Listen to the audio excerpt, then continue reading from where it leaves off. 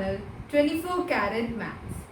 आज हम आपको बताएंगे the fundamental theorem of arithmetic और उस पर बेस्ड कुछ इलस्ट्रेटिव एग्जाम्पल्स। सो चलिए शुरू करते हैं। Okay, so fundamental theorem of arithmetic.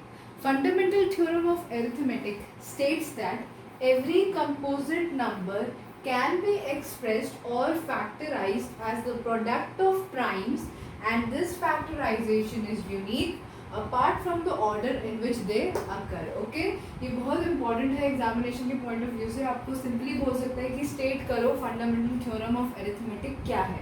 Okay, तो इसका मतलब क्या है?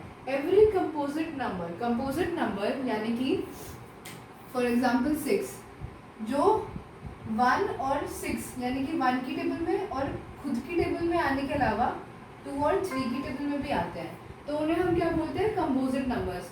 जो 1 की टेबल में, खुद की टेबल में और किसी और नंबर की टेबल में भी आते हो, उन सभी को क्या कहते हैं? Composite numbers. ओके, सो कोई भी कंपोजिट नंबर को एक्सप्रेस किया जा सकता है as a product of primes, यानी कि उसको हम एक्सप्रेस कर सकते हैं, दिखा सकते हैं किसके बराबर? Product of primes. Product of primes मतलब प्रोडक्ट ऑफ प्राइम नंबर्स या multiplication of prime numbers. And ये जो हमें फैक्टराइजेशन मिलती है, ये जो हमें प्रोडक्ट ऑफ प्राइम नंबर्स मिलता है, दैट इज यूनिक, यानी कि हर नंबर का अलग फैक्टराइजेशन होता है।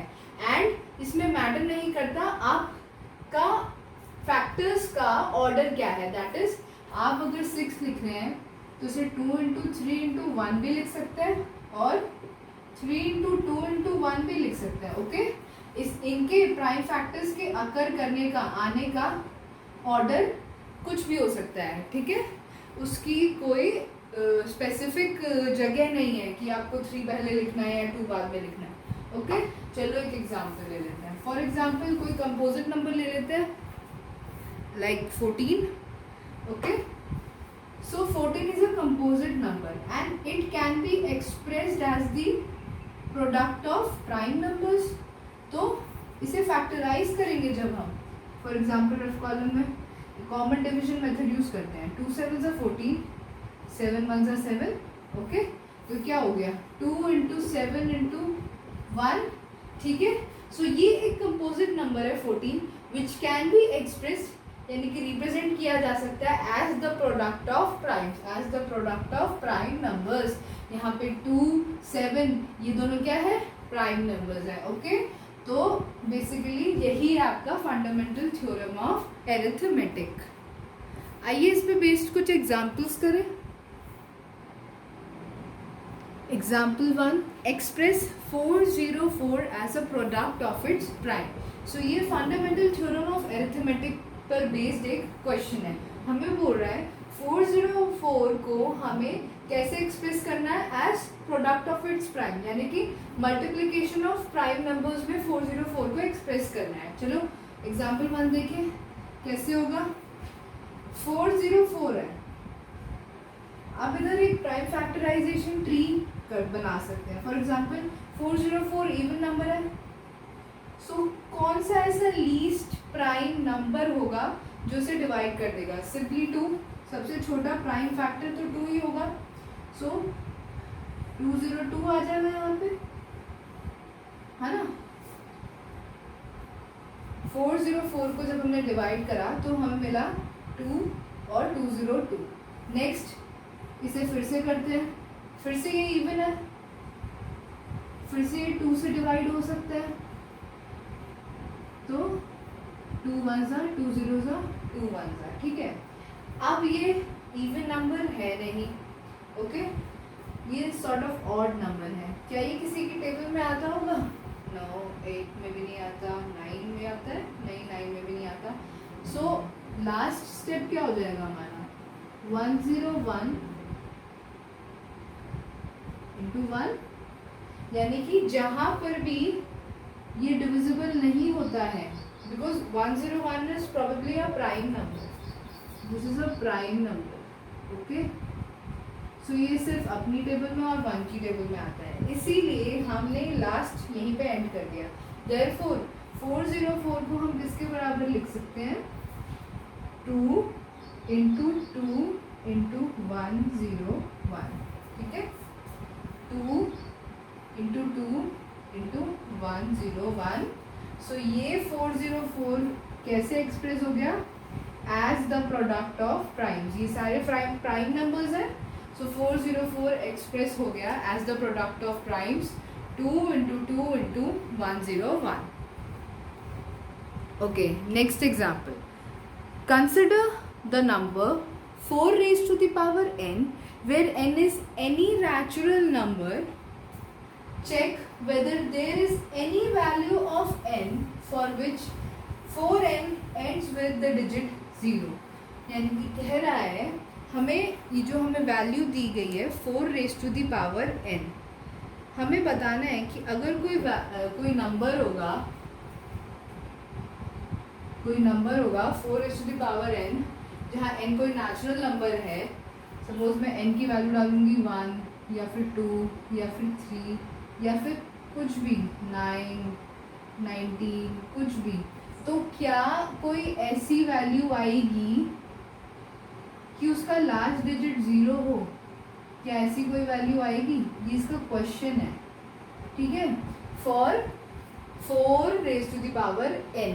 तो चलिए चेक करेंगे। तो हम इसे चेक कैसे कर सकते हैं? With the help of prime factorisation. कैसे करेंगे?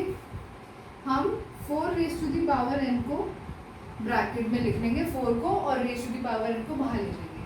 अब हम जो 4 है यहाँ पे उसको ब्रेक करेंगे as the product of primes, या फिर इस 4 को या जो भी इधर नंबर होगा उसको एक्सप्रेस करेंगे as the product of its prime, और यहाँ पे लिख देंगे raised to the power n जो कि था ही।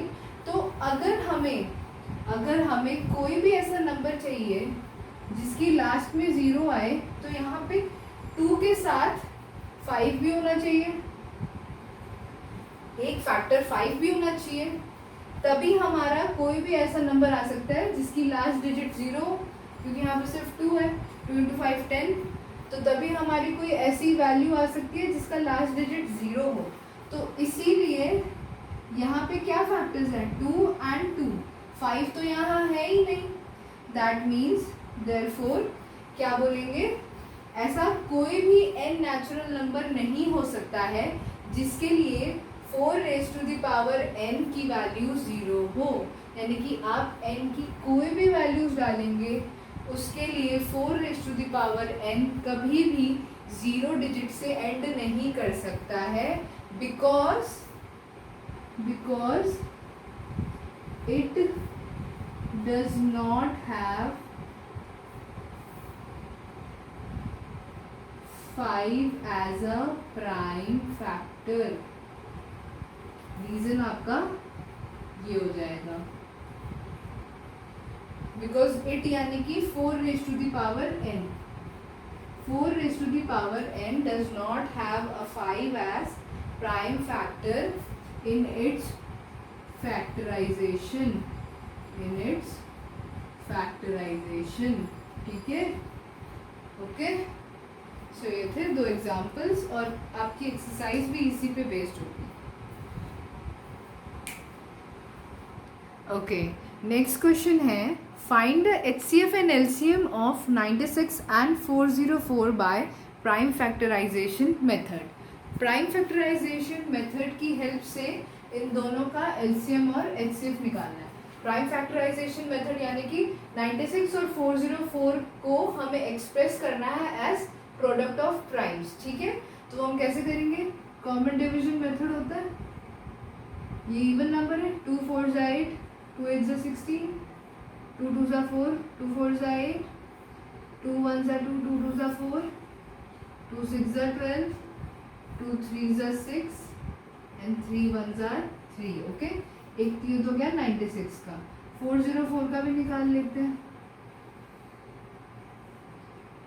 2 2 2 0 2 2 2 1 2 0 2 1 एंड ये आए 101 से ही जाएगा, बिकॉज ये और किसी की टेबल में नहीं आता, इट्स अ प्राइम नंबर, ठीक है।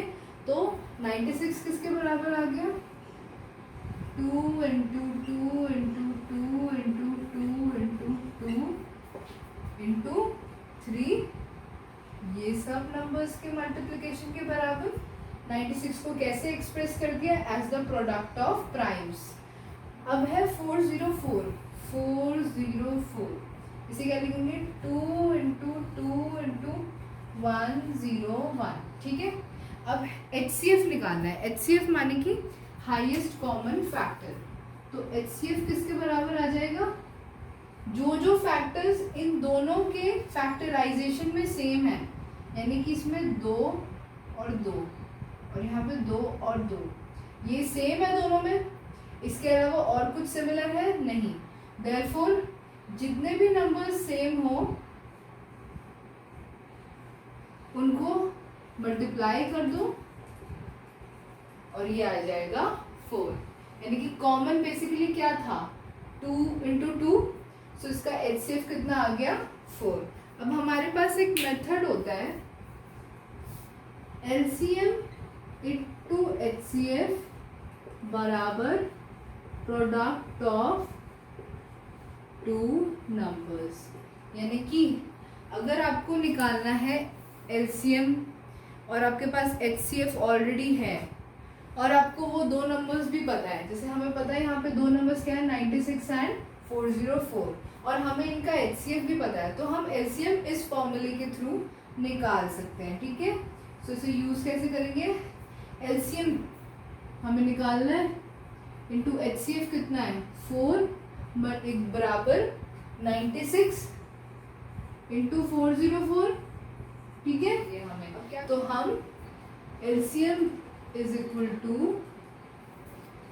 96 इंटू 404 अपॉन में 4, तो 2 2 सा 202, 2 1 सा 101, तो कितना आ गया? 101 इंटू 96, तो ये कितना आ गया?